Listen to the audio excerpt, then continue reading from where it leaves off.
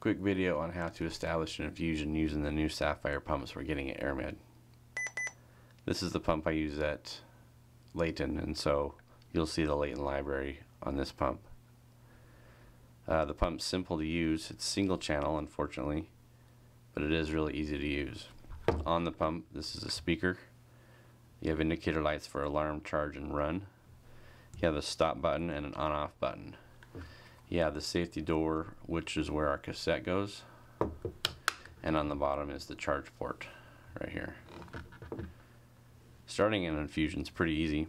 Select the library you want, hit new infusion, and there's several different ways we can do a new infusion. The quickest way I find is to hit the find button and scroll through the pages of the meds that we have. So let's find norepi. Now we have it set up for 32 mics per mil. At AirMed we'll have different settings, but that's all I have on this particular pump. We'll put in the patient weight, put in the dose. Let's do 0.05 mics per kilo per minute. Volume to be infused 250 mils, and then it calculates the time for me. Allows me to confirm the numbers I've input, and then it's ready to start. Let me show you a different way. The slower way is to use this keypad to search for the drug by name. Here at Layton we have an A and then a dash in front of all of our adult meds, and then I'll type in the drug. It's the old school keyboard, so it takes a second to get to the letters you want. Once I've typed in the first few letters correctly, the find button allows me to go to the drug, where I would again put in the dose and the rate and the patient weight. If for some reason you come across an infusion that isn't in our library, you can hit new infusion, choose general, bypass the library, and go through the dose calculator where you can put in all the stuff manually. So we'll do a norepi infusion like we would at AirMed. Milligrams and milliliter. We're going to put 16 milligrams into 250 mils. Gives us our concentration. Is it weight based, yes or no?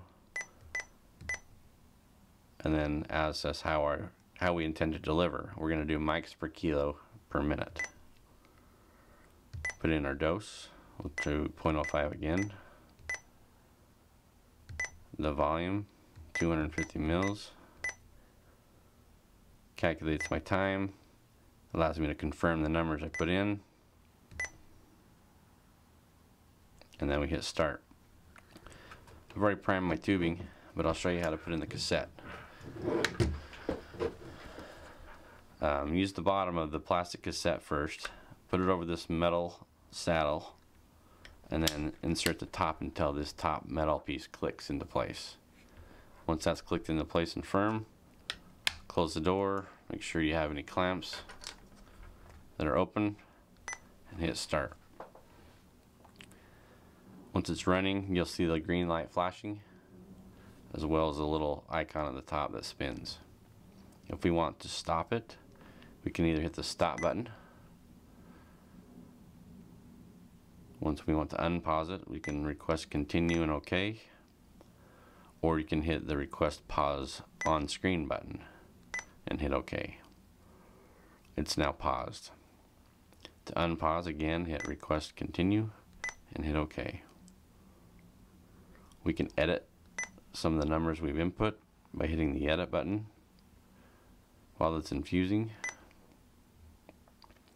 and when we're done we can hit stop and quit, and it asks if we want to quit the infusion,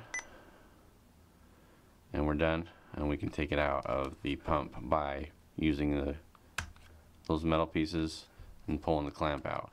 Now if it's still attached to a patient, make sure this clamp's closed, and use this one as well just to be sure. And that's it for the pump. I forgot to mention priming. The pump will prime the tubing for you with the press of a button, but it's really slow. It takes about 2 minutes. You can also just prime the tubing like you would any other IV tubing. Just make sure this clamp is open, allow you to flow, and any other clamps are open.